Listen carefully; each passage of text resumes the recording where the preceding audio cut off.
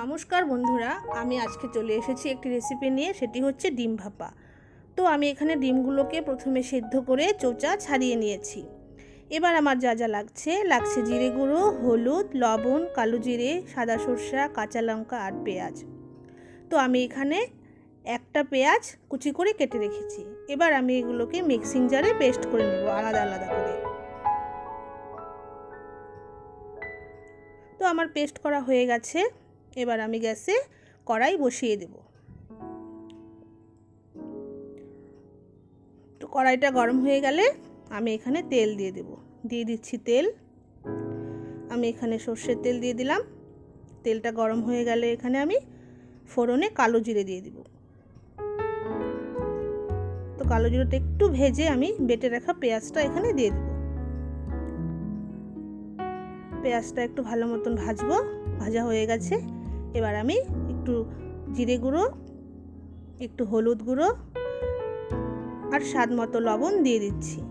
দিয়ে ভালো মতো নেড়ে নেব।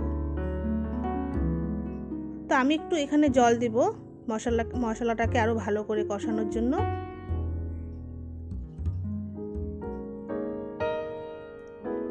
মশলাটা কষানো হয়ে গেছে, আমি আরও কিছু পরিমাণ জল দিয়ে দিচ্ছি।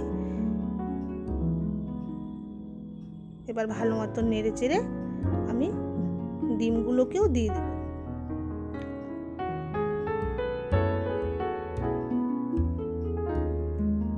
তো দিয়ে দিলাম ডিমগুলো। এবার আলতো হাতে ডিমগুলোকে একটু ভালো মতো নেড়ে চেড়ে মশলার সঙ্গে মিশিয়ে দিতে হবে।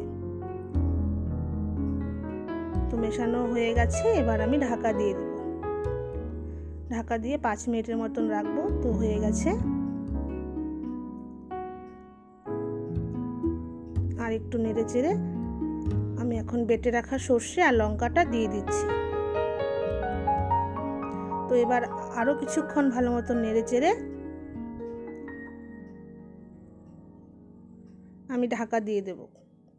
আরও 5 মিনিট হতে দেব। তো হয়ে গেছে।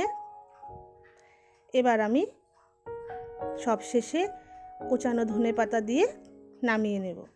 তো আমার নামানো হয়ে গেছে।